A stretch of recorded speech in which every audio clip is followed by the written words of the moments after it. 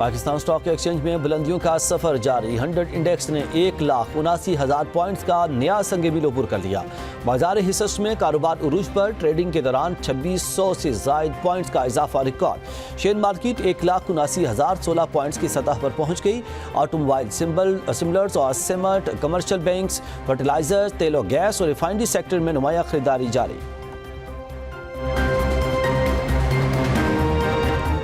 دسمبر میں record tax وصولی، وزیر خزانہ نے ایف بی آر کو ٹیکس کلیکشن میں مزید اضافے کی ہدایت کر دی۔ وفاقی وزیر خزانہ محمد اورنگزیب کا F B R field formation سے ویڈیو لنک پر خطاب۔ وزیر خزانہ نے فیلڈ فارمیشن پر زور دیتے ہوئے کہا کہ ٹیکس نیٹ کو گہرا اور وسیع بنانے کے لیے دگنی محنت کی جائے۔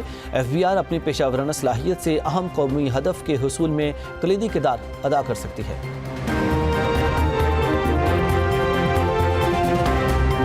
بغیر قانونی عمل کے گرفتاری اغوا تصور ہوگا، اسلام آباد ہائی کورٹ کا بڑا حکم۔ لاہور اور بہاولپور سے خاتون اور کمسن بچوں کے اغوا کیس کی سماعت، عدالت نے 4 شہریوں کے خلاف پولیس کا مقدمہ خارج کرتے ہوئے تحریری فیصلہ جاری کر دیا۔ فیصلے میں قرار دیا گیا کہ قانونی عمل کا غلط استعمال اور انصاف کے ساتھ کھلواڑ ہو تو طے شدہ اصول ہے کہ کارروائی کالعدم ہوگی۔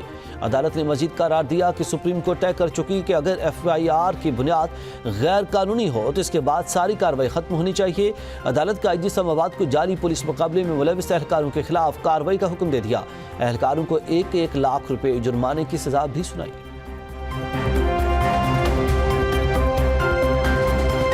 وزیر پنجاب مریم نواز کا آبی حیات کے فروغ کے لیے بڑا قدم، شرمپ فارمنگ کے لیے تاریخی اقدام شروع۔ سرگودا اور علی پور میں 5,600 ایکڑ رقبے پر شرمپ اسٹیٹس قائم کی جائیں گی، جبکہ سرگودا میں شرمپ فارمنگ منصوبے کے لیے 20 ایکڑ اراضی پر 9 تالاب شرمپ تیار کر لیے ہیں، جبکہ ڈرینیج کا کام بھی کافی حد تک مکمل ہو چکا ہے۔ اگلے مرحلے کے لیے مزید 10 ایکڑ اراضی پر سروے بھی ہو گیا۔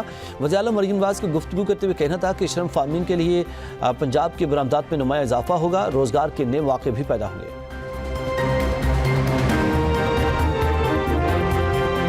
وفاقی کابینہ کے اسلام آباد میں بلدیاتی انتخابات پھر ملتوی کرنے کی منظوری۔ وزیر اعظم شہباز شریف کی صدارت میں وفاقی کابینہ کا مختصر اجلاس، کابینہ کی ذیلی کمیٹی برائے قانون سازی کے 3 اور 30 دسمبر کے فیصلوں کی توثیق۔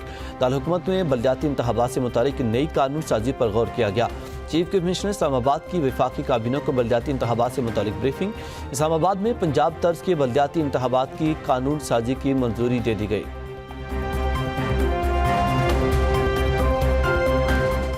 اور پاکستان کی برطانوی کے بعد بنگلہ دیشی ایئر لائن کو بھی براہ راست پروازوں کی اجازت۔ سول ایویشن اتھارٹی کے مطابق بنگلہ دیشی ایئر لائن کو ڈھاکہ سے کراچی کے براہ راست پروازوں کی اجازت دی گئی ہے۔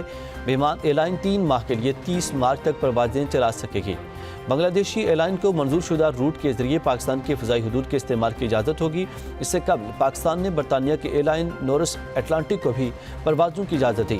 وزیر دفاع خواجہ آصف نے بتایا کہ یہ ایئر لائن لندن، مانچسٹر اور برمنگھم سے اسلام آباد کے لیے براہ راست سروس کا آغاز کرے گی۔